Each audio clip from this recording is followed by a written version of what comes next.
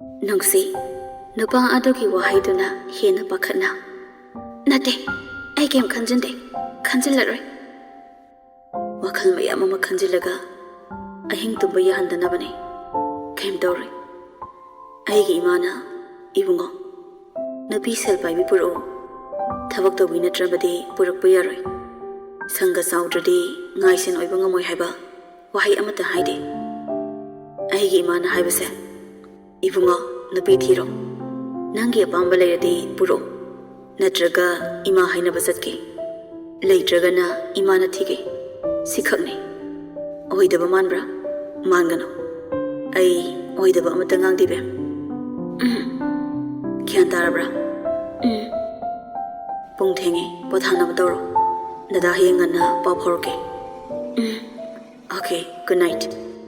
Good night. Sweet dreams, Dada. Ani da call thamnakre nganba. Wakhal mayam ama khali. Athuba matamda magi BMC. Mamaga unahandaba yadre. Natrabadi magi BMG mathamoidu penjararoi. Wakhal khanbe yaba khalamlaga masu tumthakre. Mathangi namituni shooting chatta yadabai.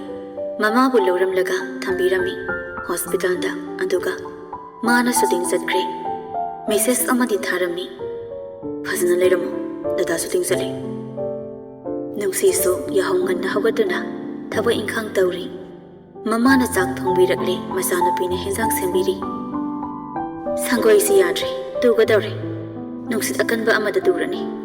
Aduna ase semjinaba amta tawsi. Kaya mung sang lejano. Khangde yenglasi. Noi kaka tomal hoidasu hanglage. Kayam sangni haibdo. Aduna trabadi khanglaroi. Hausik leiriba sumaina sum semdoi reima. Kadai laphu da soiba loiradi piro. Mama da laphu asoiba du pirei. Hawai atingba du magalamo. Hawgalaga satpagi mahutta san sabai maongda tawduna lami aduga pi. Kayam talina yangoni mase.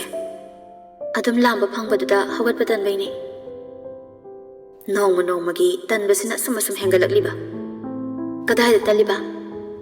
Hauzikiduna khudamni. As yarisi. Imana horen thabak thopada dukta su puthokro. Ine da piramo ai thopatale. Hoini pibudi piramge. Ado leisabina aduk yamna tanba phateko. Hoiba. Tanjada da mabukta yebliba phone do vibrate tawri. Mama da haifet yengai anduga tamina phamduna lei. Call da su hanjin hanjin tawri. Nakhong hamning lamani ne. As ima sidi. Thokro salu yengingre. Nungsi magi ka da sangak tuna paikhali. Dada. Mise so lagte call sabaide. Imana chairo. Chaide. Ima da phone da piyo. Ha. Kaino yaroye kari haige haino bai da bai hello bam aina tawriba khudingse nang aigi afaba lambi ama semnabagi damakni as bai hello ni nungsi mama gi manakta lai anduga phone do lau thaduna mama gi manakta thammi walang amata ngangde mama do ngakna machana pidi yengai bai hello bam ima nasangan bane Ibem hal masada bisum sukli yengai. Wahang kaya jinba mit yengama. Ngan ba makhatai. Bevar kai haina khanbi ganoima. Nasa karigumba khara haizage. Ibem hal khumde. Ai bembo hayengmak imaga masak khangna halage. Aduga ikui dana namit afaba ma yenglaga. Ima tharaklaga bembo imagi mafamdagi nizahalage. Nungsi khangpre pu khangi. Aduga imagi singnabado nasa ko khanjagi ima aigi imana macha ingonda haibadi ibungo mau pusalo nangi khangna jaba leirabadi nangna pusilakpa ngamdragana ima hainaba satke aduga leitragana mana amathige haibani aigi imana ibungo sanga sawina laisram sagagi mawahensi thabak tawina trabadi purakano pubang subina trabadi Ima oiba ngamoy haibanate. Ibungo, aigi isadi matik yamna sadabani. Kari chatnari haibasu madi khangdabani. Maramaduna ibungo haigi imungi mai khugani. Ima, nasana chahi asuk sangna pakhang waiduna leirapase. Thamoina khoidaba kanagumbi amata thengnajarakdri.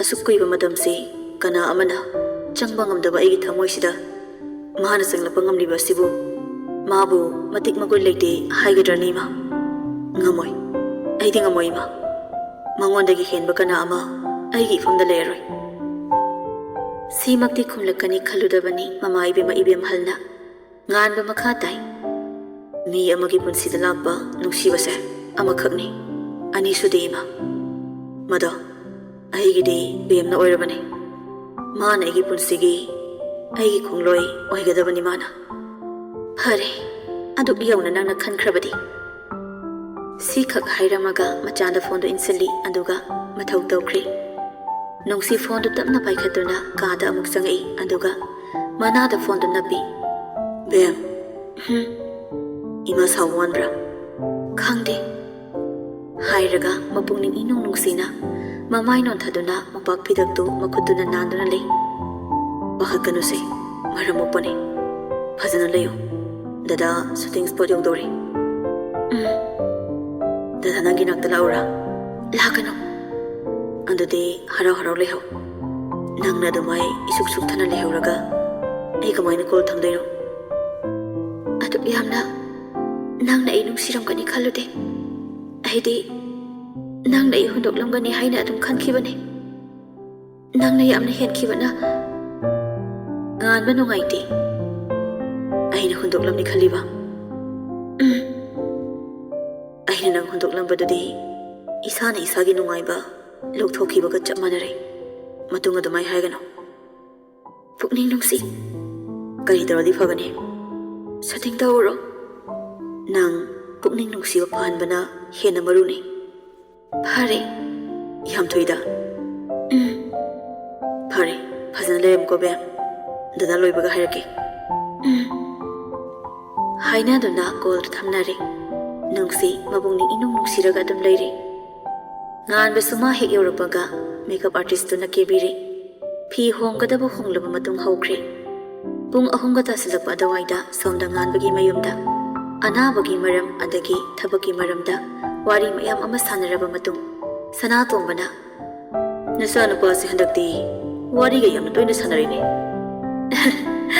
setting halakbase phana thenglabasu phi ga hongdaba makhai wari adum sanai urel na haibada magi sin hek loikibaga magi garida kakhraga manada phone hekta napki haine adone mi moi baba ikui kuidana imau lakadaba maliku mama nang nabau bi phiga lesin bahoro hoi hoi aina ne hanadagi sum yam ama thamabani aina pankiba formula do kanadra hoi ne kanai ne moi baba haiduna ani do nokmine iyonga se khara ke sira moi ba masu si change toksi haidi anau bi lak doini na matang du resort paisalai sana tombana haima resort nang laira yumda leijaning de sida oina leijagi ima baba da amta haina biro ayok jagena nayambana thina ngambi badubu nunghai brane nangbo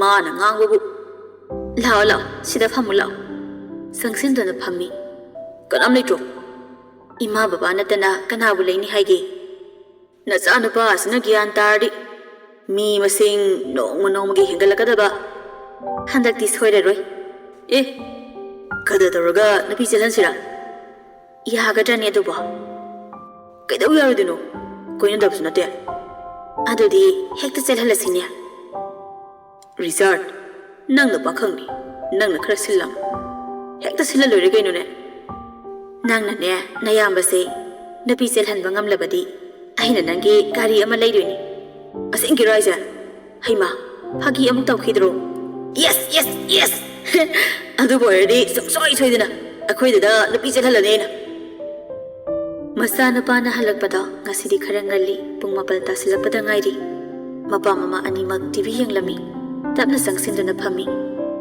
ima jak semlam lage phi hana honggadra chak hana sagadra wari amada sanasima mama du phamthai nganba mama da amu mapa da amu yanglami aduga hayeng thabak amata leitaba natro kari thabak no yumda loina legadaba natra ima su baba so Lainine, kari hainingino. Hayeng angangdo, yumda purake. Imaga masak khangnanaba. Thaba ngakpaga harawaga punsinduna. Aseng barane. Aduga hayeng angangdo lakpada migi mapung nagadaba thabak amata tawrisi. Kari bu tawruni haige. Ai hana hayoge. Ma thabak tawbi nate. Mahai tamli. Mapa leitre. Mama masa khak leibani. Imungdo kharawai. Adu kaidawraba. Nganba mama damunna yengi. Nangna hainingli karino. Masana pado tamina leisinbi hawkri. Sanatombana kaidawi haino. Mawu luksinbiyo. Mana lakpada fazana welcome tawbiyo. Karigi tawribana thoiba. Mabu nama oiba yarabrima. Asuk sangna pakhang oirakpasida. Amukak thengnaba nupibu imana karigi pamoi. Imana mabu khaurangna ngairibani. Nganba mamada nokphet toksilamlaga magi kada kari. Mama mapa anidi wari makha sathahori. Madi nungaiba pawdu magi bem mipai sauganbi eduda tamlingba henmanbana thongga losinba kawba makai phamungda hiptuna kol tawi. Dada hau chinglaga khumlakbani. Hanbira aba ado bem paw nungaibam tambiyura. Tambiyune adubura. Adubura naniyamna nangse wana ngai horiba. Is asengbaini hayengdo wana ngai horibani. Aidi hayeng yawni khanbada matha sai. Karige kamaina unadoino kari wa haiduno haibasu khangde. Adaso aina amuk tambiyo hairo. Haidi haidrasu taki. Iman hangakpado madu khakhumo. Nangna wa hangbagi mathau tade. Anambana aina hana haikrabani. Karibo nangi maramda haikrabani. Aduna pak hangak sumandi. Ado nang ai nakta adum layuko. Nang hodoklamlaga aidi kadada musulubeba. Ado oirasu ai nakta adum layo. Ai noi ima hoiga khakleibada ikaijayeba. Ikairano. Noyumda mi kayam lege. Ai ima baba aduga risar ana angang lay. Adu lakto yoramni. Nungsidi kauthoklurabani nongma mangonda laknarambado aduna isam chamna. Oh hayeng ketharaga leiramo. Ikoi manga honsi. Haisu haite kenabasu leite. Hoida isam samna phajabini. Aigi bemdi. Thagatpiranu yare. Phajebu phaje habani. Naisal masan hele. Hoini masak phajabi aigi salamasu leiko. Anghanga oire masakto inaw nawraga yamna phaje. Nangdi kyam halorba. Aidi aribi singak tawrabani. Yam likhatsaningi si kaigino. Aina likhatsaningbana natiye. Chahisina yaraktabani. Nangi wata asidi aise pupusingi haraktaw male. Kakangan bao. Ay. Kaka kaina kaurini mase. Phurage mase. Yarese thamage. Yakiroi. Karige. Wari sakidaw wali. Nganbana adu kana wari saringai matamdada resartu phut phausilei. Wari ga yam tawiko. Nganba ikhang khangna yengai. Huran badawna lona sangai sina kaige. Ari bana napi wari sanabase kamai sanai khangningbagi lona taba sangai ni. Ludi yam. Is ichamjamna phajabini aigi bemdi kaina. Ayo iwi kaide adu haini haidubu. Henga nang thoke habra thoi habra. Takidawri aidi. Ngan puk hagatuna resart ki maningda kawi amadasu chongsongduna thoki. Asomda nungsi makuna machin khomduna thik noi. Kaino noido. Aribase phajaphamama ihai leite aduni. Aduna neina nauthose haido. Ngamkiroi ai angang oiri. Nangbo hojikta lire am hairamdaine. Adu oirasu yum panbadi ngamkiroi. Aina otoksingai he. Otkani haikraboi. Mariyetba asu yamna hairibasi kaigino. Thamose. Haiduna koldu phatkai. ꯃꯊꯪꯒꯤ ꯅꯨꯃꯤꯠꯇꯨꯅꯤ ꯅꯨꯡꯁꯤ ꯍꯥꯟꯅꯗꯒꯤ ꯍꯦꯟꯅ ꯉꯟꯅ ꯍꯧꯗꯨꯅ ꯊꯕꯛ ꯇꯧꯏ꯫ ꯆꯥꯛ ꯏꯁꯤꯡ ꯆꯥꯊꯣꯛꯂꯕ ꯃꯇꯨꯡ ꯂꯍꯤꯕꯨ ꯀꯧꯗꯨꯅ ꯂꯍꯤꯗ ꯗ꯭ꯔꯦꯁ ꯀꯔꯤ ꯁꯦꯠꯅꯤ ꯀꯃꯥꯏ ꯇꯧꯅꯤ ꯇꯥꯅꯩ꯫ ꯑꯩꯒꯤ ꯐ꯭ꯔꯣꯛ ꯄꯤꯡ ꯃꯆꯨꯗꯣ ꯁꯦꯠꯂꯨ, ꯈꯣꯡꯎꯞꯇꯨꯅ ꯐ꯭ꯂꯦꯠꯇꯨꯃ ꯇꯣꯡꯉꯨ, ꯑꯗꯨꯒ ꯑꯩ ꯀꯦꯕꯤꯒꯦ ꯍꯥꯏꯗꯨꯅ ꯃꯃꯥꯏ ꯃꯃꯤꯠꯇꯣ ꯆꯝꯇꯛꯅ ꯀꯦꯕꯤꯔꯦ꯫ ꯑꯗꯨꯒ ꯂꯍꯤꯅ ꯍꯥꯏꯕ ꯗ꯭ꯔꯦꯁꯇꯨ ꯁꯦꯠꯄꯤꯔꯦ, ꯃꯁꯝꯗꯣ ꯑꯗꯨꯝ ꯊꯥꯗꯣꯛꯏ꯫ ꯁꯤ ꯑꯣꯏꯗꯤ ꯅꯣꯏ ꯗꯗꯥꯒ ꯎꯪꯂꯒ ꯍꯩꯊꯈꯤꯕ꯭ꯔꯥ ꯀꯩꯅꯣꯝ ꯇꯧꯔꯅꯤ, ꯇꯜꯂꯤꯕꯨ ꯌꯥꯝ꯫ ꯍꯣꯔꯦꯟ ꯂꯦꯝꯖꯕꯤ ꯁꯥꯗꯧꯕꯅꯤꯀꯣ, ꯃꯤꯅ ꯋꯥ ꯉꯥꯡꯂꯛꯄꯗ ꯅꯣꯛꯐꯦꯠ ꯅꯣꯛꯐꯦꯠ ꯇꯧꯗꯨꯅ ꯈꯨꯝꯒꯗꯕ, ꯅꯪꯒꯤ ꯍꯧꯅꯕꯤ ꯐꯤ ꯁꯨꯔꯨ ꯁꯨꯔꯨ ꯅꯩꯕꯤ ꯇꯧꯔꯒ ꯂꯩꯒꯅꯨꯀꯣ꯫ ꯃꯤꯅ ꯏꯕꯦꯝꯃ ꯁꯤ ꯆꯥꯁꯤꯔꯥ ꯍꯥꯏꯔꯁꯨ ꯌꯥꯔꯅꯤ ꯏꯅꯦ, ꯑꯗꯒꯤ ꯃꯤꯅ ꯑꯆꯥꯄꯣꯠ ꯂꯩꯕꯤꯒꯦ ꯍꯥꯏꯔꯁꯨ ꯌꯥꯔꯅꯤ ꯂꯩꯕꯤꯔꯅꯨ ꯏꯅꯦ, ꯄꯨꯔꯥ ꯂꯦꯝꯖꯕꯤ ꯁꯥꯑꯣꯕ꯫ ꯍꯣꯏꯗ, ꯅꯪꯗꯤ ꯊꯥꯏꯅꯗꯒꯤ ꯑꯗꯨꯝ ꯂꯦꯝꯃ ꯂꯩꯔꯗꯨꯕꯨ ꯄꯥꯈꯠꯂꯤ꯫ ꯑꯗꯨꯒꯅꯦ ꯕꯦꯝ, ꯅꯪ ꯅꯨꯄꯥꯗꯨꯅ ꯒꯥꯔꯤ ꯇꯣꯡꯕꯗ ꯅꯈꯨꯠꯀ ꯄꯥꯏꯔꯛꯑꯗꯤ ꯅꯈꯨꯠꯇꯣ ꯐꯠ ꯁꯠꯇꯣꯛꯂꯒ ꯃꯃꯥꯏꯗꯨꯗ ꯈꯨꯄꯥꯛꯅ ꯊꯥꯎ, ꯀꯩꯝ ꯁꯣꯛꯍꯟꯕ ꯌꯥꯗꯦꯀꯣ꯫ ꯃꯆꯦꯅ ꯃꯅꯥꯎꯗ ꯄꯥꯎꯇꯥꯛ ꯄꯤꯕꯒꯨം ꯄꯤꯔꯤ, ꯑꯃꯗꯨꯁꯨ ꯌꯥꯝꯅ ꯃꯨꯟꯅ ꯇꯥꯔꯤ꯫ ꯅꯨꯄꯥꯗꯤꯅꯦ ꯀꯩꯅꯣꯝ ꯇꯧꯕꯅꯤ, ꯈꯔ ꯆꯦꯛꯁꯤꯟꯁꯤ꯫ ꯅꯨꯄꯤ ꯑꯩꯈꯣꯏꯗꯤ ꯆꯦꯛꯁꯤꯟꯕꯁꯤꯅ ꯑꯍꯥꯟꯕ ꯈꯣꯡꯊꯥꯡꯅꯤꯀꯣ꯫ ꯍꯣꯏ, ꯉꯁꯤꯕꯨꯗꯤ ꯉꯁꯤ ꯑꯣꯏꯔꯦ, ꯑꯗꯣ ꯃꯇꯨꯡ ꯃꯅꯥꯎ ꯁꯨꯃꯥꯏꯅ ꯅꯨꯄꯥꯒ ꯆꯠꯄꯗ ꯅꯨꯄꯥꯗꯨꯅ ꯄꯤꯔꯛꯄ ꯄꯣꯠ ꯑꯝꯇ ꯆꯥꯕ ꯌꯥꯔꯣꯏ꯫ ꯑꯗꯨꯁꯨ ꯂꯦꯝꯁꯤꯟꯅꯕꯤ ꯁꯥꯗꯣꯏꯔꯣ? ꯑꯗꯨꯗꯤ ꯂꯦꯝꯖꯟꯅꯕꯤ ꯁꯥꯕꯩ ꯅꯠꯇꯦ, ꯀꯅꯥ ꯈꯪꯅꯤ ꯄꯪꯊꯅꯕ ꯍꯥꯞꯄꯝꯃꯗꯤ꯫ ꯍꯣꯏꯅꯦ ꯆꯨꯝꯃꯤꯅꯦ, ꯄꯤꯖꯥꯗ ꯕꯣꯅꯤꯗꯣ ꯑꯐꯕꯅꯤ ꯈꯜꯂꯒ ꯐꯠꯇꯕ ꯑꯣꯏꯔꯝꯕꯩ ꯑꯥꯔꯇꯤꯅ ꯃꯥꯡꯈꯤꯕꯅꯤ꯫ ꯑꯗꯨꯅꯦ, ꯑꯩꯗꯤ ꯄꯤꯖꯥꯒꯤ ꯁꯣꯃꯥꯗꯧꯅ ꯇꯧꯔꯣꯏ, ꯑꯗꯨꯅ ꯆꯦꯛꯁꯤꯜꯂꯣ ꯍꯥꯏꯕꯤꯔꯤꯁꯤꯅꯤ꯫ ꯅꯪꯁꯨ ꯄꯤꯖꯥꯒꯤ ꯁꯣꯃꯥ ꯑꯣꯜꯂꯛꯀꯅꯨꯀꯣ, ꯋꯥꯛꯆꯤꯡꯒꯤ ꯂꯦꯟꯒꯤ ꯔꯦꯁꯃꯤ ꯑꯣꯏꯗꯣꯏꯅꯤ꯫ ꯍꯥꯏꯒꯨꯝꯗꯅ ꯂꯩꯍꯤ, ꯑꯩ ꯆꯠꯄ ꯀꯤꯔꯛꯑꯦꯕꯣ꯫ ꯀꯤꯔꯤꯗꯣ ꯐꯩꯌꯦ, ꯑꯗꯣ ꯆꯠꯄꯗꯤ ꯆꯠꯂꯣ, ꯅꯁꯥꯗꯣ ꯐ꯭ꯔꯤ ꯑꯣꯏꯒꯅꯨꯀꯣ꯫ ꯐꯠꯇꯕ ꯃꯤꯗꯤ ꯃꯥꯟꯗꯦꯗ ꯃꯥꯗꯣ, ꯀꯅꯥ ꯈꯪꯅꯤ꯫ ꯇꯥꯟꯖꯥꯗꯨꯗ ꯊꯣꯡꯒꯥꯟꯗ ꯒꯥꯔꯤ ꯍꯣꯔꯝ ꯈꯣꯡꯖꯤꯜꯂꯛꯏ꯫ ꯅꯨꯄꯤ ꯑꯅꯤꯗꯨ ꯌꯦꯡꯅꯩ꯫ ꯊꯣꯛꯂꯛꯑꯣ ꯂꯥꯎ, ꯅꯣꯏ ꯍꯦꯔꯣ ꯂꯥꯛ ꯃꯥꯜꯂꯦ꯫ ꯑꯅꯤꯗꯣ ꯃꯈꯨꯠ ꯁꯝꯅꯗꯨꯅ ꯊꯣꯛꯂꯛꯂꯦ꯫ ꯊꯣꯡꯒꯥꯜ ꯌꯧꯕꯒ ꯂꯍꯤꯗ ꯆꯤꯔꯣꯜ ꯇꯧꯏ꯫ ꯃꯃꯥꯗ ꯃꯅꯝ ꯅꯝꯍꯜꯂꯛꯇ꯭ꯔꯦ, ꯏꯀꯥꯏꯕꯩ꯫ ꯑꯗꯨꯒꯤꯕꯨ ꯑꯩꯅ ꯅꯝꯕꯁꯨ ꯃꯥꯟꯅꯩ ꯍꯥꯏꯗꯨꯅ ꯂꯍꯤꯅ ꯅꯨꯡꯁꯤꯒꯤ ꯃꯀꯣꯛꯇ ꯃꯅꯝ ꯅꯝꯃꯤ, ꯑꯗꯨꯒ ꯃꯈꯨꯠ ꯌꯦꯠꯇꯨ ꯄꯥꯏꯗꯨꯅ ꯈꯨꯅꯝꯗ 3 ꯆꯤꯛꯏ꯫ ꯐꯣꯟꯗꯣ ꯌꯦꯡꯊꯣꯛꯀꯅꯨꯀꯣ, ꯍꯣꯔꯦꯟ ꯃꯩ ꯂꯣꯏꯊꯣꯛꯈꯤꯅꯤ꯫ ꯀꯥꯈꯠꯂꯣ ꯀꯥꯈꯠꯂꯣ꯫ ꯉꯥꯟꯕ ꯃꯥꯒꯤ ꯕꯦꯝꯗ ꯌꯦꯡꯅ ꯌꯦꯡꯅ ꯒꯥꯔꯤꯗꯒꯤ ꯀꯨꯝꯊꯔꯛꯏ, ꯑꯗꯨꯒ ꯊꯣꯡ ꯍꯥꯡꯕꯤ꯫ ꯅꯨꯡꯁꯤꯁꯨ ꯇꯞꯅ ꯀꯥꯈ꯭ꯔꯦ꯫ ꯉꯥꯟꯕ ꯂꯍꯤꯗ ꯑꯣꯟꯁꯤꯟꯗꯨꯅ, ꯂꯍꯤ ꯆꯠꯂꯒꯦꯀꯣ꯫ ꯐꯖꯅ ꯄꯨꯕꯤꯌꯨꯀꯣ, ꯅꯣꯏ ꯏꯃꯥꯅ ꯊꯤꯅꯒ ꯉꯥꯡꯂꯒ ꯊꯥꯔꯛꯄ ꯌꯥꯔꯣꯏꯀꯣ꯫ ꯉꯥꯟꯕ ꯅꯣꯛꯄꯗꯃꯛ ꯅꯣꯛꯂꯝꯂꯒ ꯒꯥꯔꯤꯗ ꯀꯥꯈꯠꯈ꯭ꯔꯦ꯫ ꯊꯧꯕ ꯌꯥꯔꯕꯣ ꯕꯦꯝ? ꯑꯅꯤꯗꯣ ꯇꯞꯅ ꯊꯧꯕ ꯍꯧꯔꯦ꯫ ꯉꯥꯟꯕ ꯋꯥꯂꯥꯡ ꯑꯃꯇ ꯉꯥꯡꯗꯦ, ꯇꯨꯃꯤꯟ ꯇꯨꯃꯤꯟ ꯃꯥꯒꯤ ꯕꯦꯝꯗꯨꯁꯨ ꯌꯦꯡꯂꯤ꯫ ꯑꯁꯤꯒꯨꯝꯕ ꯁꯛꯇꯝ ꯑꯃꯨꯛꯇ ꯎꯖꯗ꯭ꯔꯤ꯫ ꯅꯣꯛꯃꯤ ꯒꯥꯔꯤ ꯊꯧꯔꯝꯕꯗꯒꯤ ꯇꯞꯅ ꯃꯈꯨꯠ ꯑꯣꯏꯗꯨꯅ ꯂꯥꯝꯗꯨꯅ ꯅꯨꯄꯤꯁꯤꯒꯤ ꯇꯝꯄꯥꯛꯇ ꯇꯧꯐꯝ ꯈꯪꯗ ꯊꯝꯃꯤꯕ ꯃꯈꯨꯠꯇꯨ ꯄꯥꯏꯔꯛꯏ꯫ ꯑꯃꯗꯨ ꯈꯪꯄ꯭ꯔꯦꯛ ꯈꯪꯅ ꯃꯃꯥꯏ ꯅꯣꯟꯊꯔꯝꯕꯗꯨ ꯍꯥꯏꯒꯠꯂꯛꯏ꯫ ꯃꯃꯥꯏꯗ ꯈꯨꯄꯥꯛꯅ ꯊꯥꯕꯒ ꯂꯥꯏꯔꯤ ꯇꯔꯪ ꯆꯠꯈ꯭ꯔꯦ꯫ ꯑꯗꯨꯛ ꯌꯥꯝꯅ ꯀ꯭ꯌꯨꯠ ꯑꯣꯏꯔꯒ ꯊꯣꯛꯂꯛꯏ ꯀꯩꯒꯤꯅꯣ?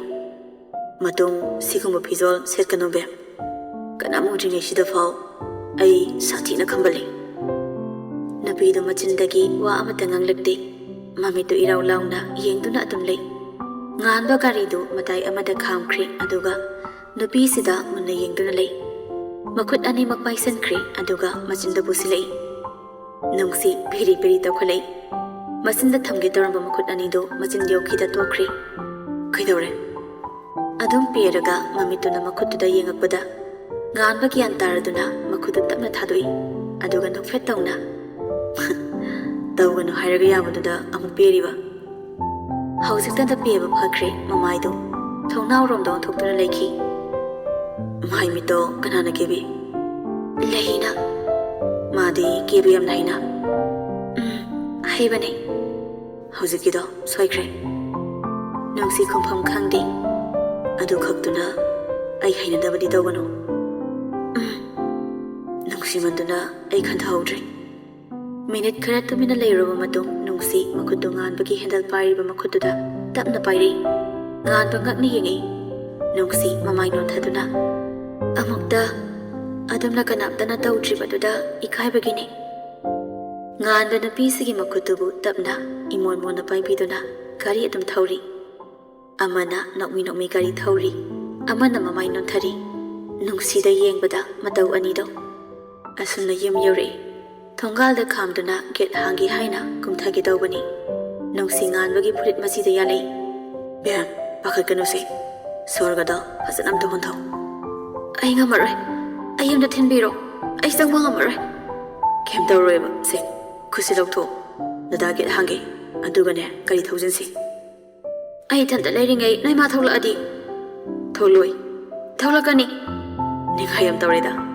Ninghai nate. Law. Porga purage. Amaduna sauningna hairakpani aduga khangbiba nate. Ahoy yai. Hairaga kumtharakti tawbaduda. Hey, adum phamu. Masidi. Hairamaga makhutka nokthoklamduna get hanglure. Aduga garida karaktuna thausalei sumangda khami. Gari makhol takhibadagi imungdagi mama mapadu tabli thoklei. Madudagi mihul chongba hokre nupisidi. Nganbagi makhudu kanna paisilei. Nganba nupisibu phathare. Makhut yetuna makokta tabli nanbi. Aduga mama maparomda yengduna changkhro haibagum ingit ama tawki. Mama mapado khanglabagum sangki. Aiga wari sadawne. Ai yaudawne. Natomtaga ima babaga wari sadawnati. Ai yauni kemki gano. Kiradi kamai sangne. Atopasu nate. Unadoise. Nangisu ima baba oiraktoine. Sida aduk thina pakhatpa phatte. Bam, pakhatgano.